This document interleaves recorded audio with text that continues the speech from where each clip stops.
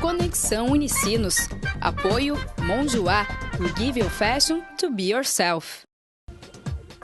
Olá, hoje é sábado, 28 de setembro. E você acompanha o Conexão Unicinos pela TV e pela FM 103.3.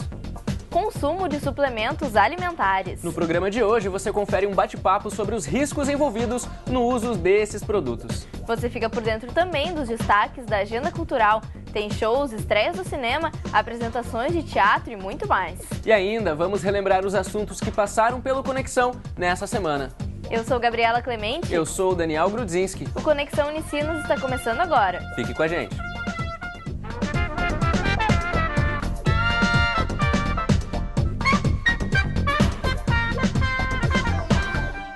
Quando as pessoas começam a praticar algum tipo específico de atividade física, os suplementos alimentares são lembrados como uma forma de potencializar os efeitos do treino. Mas o uso desses produtos de forma indiscriminada e sem assistência pode trazer consequências negativas. E é justamente para entender melhor sobre esse assunto e esclarecer algumas dúvidas que recebemos aqui no estúdio, a professora de nutrição Paula Campagnolo. Olá, seja bem-vinda, professora, tudo bem? Olá.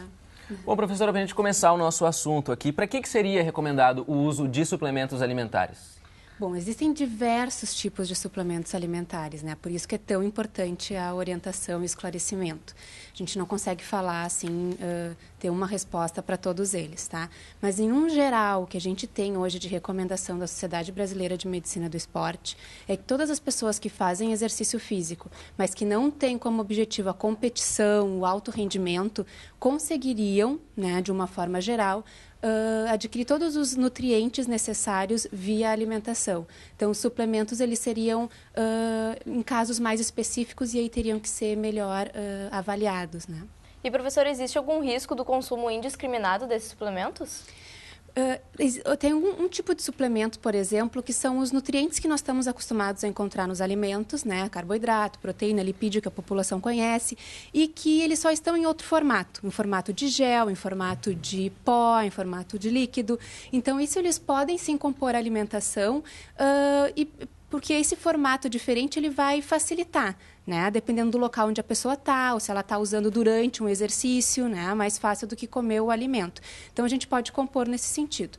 Outros suplementos, sim, podem trazer uma carga maior de nutrientes que aí tem que ser combinado junto com a alimentação para ver o total, quanto que isso está, quanto que o indivíduo está ingerindo no total, né? Agora, alguns cuidados que a gente tem que ter é que já tem alguns estudos que mostram que mesmo suplementos, tá? Que hoje estão sendo vendidos e que aparentemente não teria problema nenhum de ser consumido, assim, riscos maiores, né, vamos dizer assim, eles podem sim conter substâncias, né, dentro do suplemento que não estão colocados nos rótulos, né? É justamente a nossa próxima pergunta, porque esses nutrientes, enfim, essa forma de suplementar a alimentação, ela é feita de uma forma sintética, né? Então, junto desses componentes, existe algum que talvez possa provocar uma intolerância na pessoa, ou que possa agir de alguma forma com os hormônios, assim, por exemplo, pode dar uma diferença hormonal? Como é que isso funciona? Não, o que pode ser é quando tem substâncias que não deveriam estar ali, que não estão contidos no rótulo, né? A gente também já viu, assim, casos que foram à mídia, porque a gente percebe isso mais nos atletas, porque os atletas fazem exames antidoping, né? Então, que consumiram suplementos aparentemente, né, que tu vai lá no rótulo, não diz que tem anabolizantes, esteroides, por exemplo, e que acusa no exame. Então, essa substância, ela está naquele suplemento, não deveria estar, não está no rótulo e ela está ilegal, né? Por isso, a vigilância e essa fiscalização da Anvisa é tão importante, né? E outra coisa assim, que a gente percebe é que, e estudos também mostram, que adolescentes que consomem muitos suplementos, que têm esse costume, eles são potenciais indivíduos que mais para frente vão estar consumindo os esteroides anabólicos, que esses sim, né, os anabolizantes, vai ter um risco muito maior para a saúde. Então, não é só também o que usa, o quanto usa, mas por que está usando? né? Normalmente eles usam porque querem uma resposta que... Seja talvez um pouco mais rápida, né? Existe uma pressa em ganho muscular, isso, tipo de coisa. Então não existe mágica, né? Quando a gente quer uma mágica, que ela não existe, a gente vai buscando outras coisas mais fortes, maiores, em maiores dosagens, para a gente ter essa resposta. E aí que está o maior risco. E esses suplementos também combinado com algum tipo de bebida alcoólica tem um risco muito maior também, né, professora? Se nós falarmos especificamente dos anabolizantes, sim, né? Mas, assim, suplementos hiperproteicos, por exemplo, para vocês terem uma ideia, a gente tem a nossa recomendação, vamos falar num geral, assim, né? Se eu tenho 70 quilos, eu consumo 70 gramas de proteína. O indivíduo, né? Assim, uma coisa bem fácil para a gente entender, né? Para o mesmo atleta competitivo, tem diferenças entre as modalidades, mas não passa de 1,8 gramas por quilo de peso, que não seria nem, né, menos que o dobro disso. E às vezes a gente tem suplementos em quantidades muito pequenas, em um copo, ou em uma barra, ou 30, 40 gramas de proteína, né? Então, esse efeito adverso, ele não se tem muito estudo em longo prazo. Então, a gente não tem muita certeza disso. Mas não vai vir um efeito adverso a curto prazo, né? Isso é mais distante, com o uso mais crônico desse produto, e indivíduos que já tenham alguma predisposição, alguma deficiência, né? Algum defeito na questão renal, hepático, mas às vezes as pessoas consomem tão novas que nem sabem que tem essa predisposição, né? Então isso vai ser visto mais em longo prazo mesmo. E como a senhora falou antes, existem outros tipos de suplementos também, né? Tem os hipercalóricos, os proteicos e tem também os termogênicos, né, professora? Qual a diferença entre eles e para que cada um é indicado? Os hipercalóricos, eles vão ter uma quantidade maior de calorias, são nutrientes, esses que a gente está acostumados, né? Tem uma quantidade grande de carboidrato, tem uma relação carboidrato-proteína legal.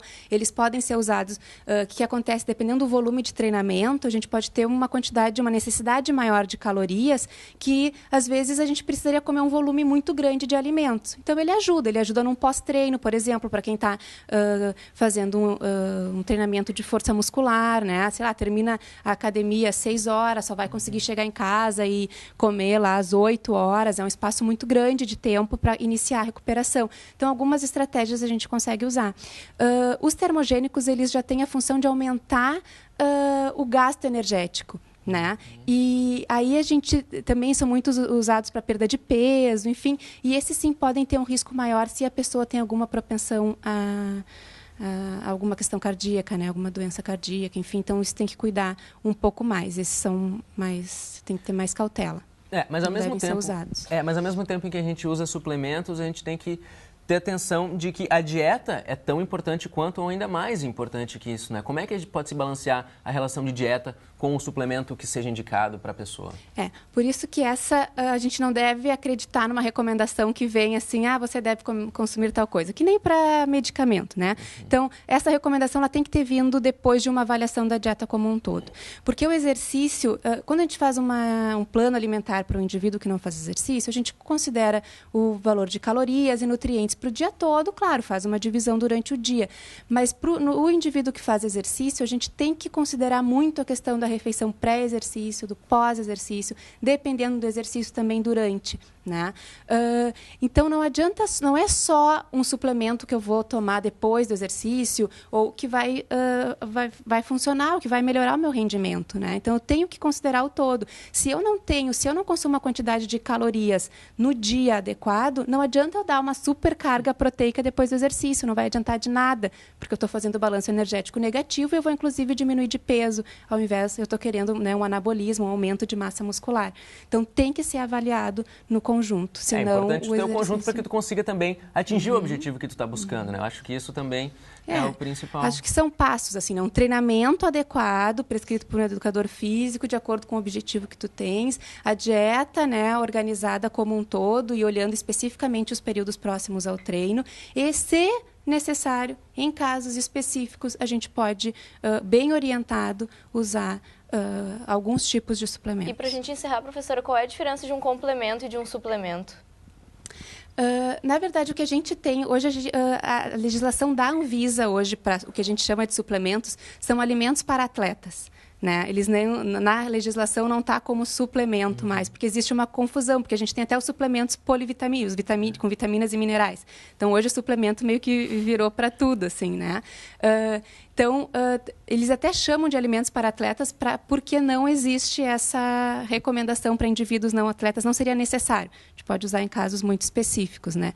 Mas o complemento ele estaria além do que a dieta, do que é o recomendado, né? Seria algo além disso, né? E o suplemento ele entra para compor dentro da recomendação que é vigente, dependendo dos objetivos das pessoas. Então tá, professora, muito obrigado. A gente agradece as informações também, os esclarecimentos e até a próxima. Muito obrigada pelo convite. Bom, depois do intervalo você confere as dicas da Agenda Cultural, que tem shows, estreias do cinema e muito mais. Não saia daí, a gente já volta pela TV e pela FM 103.3.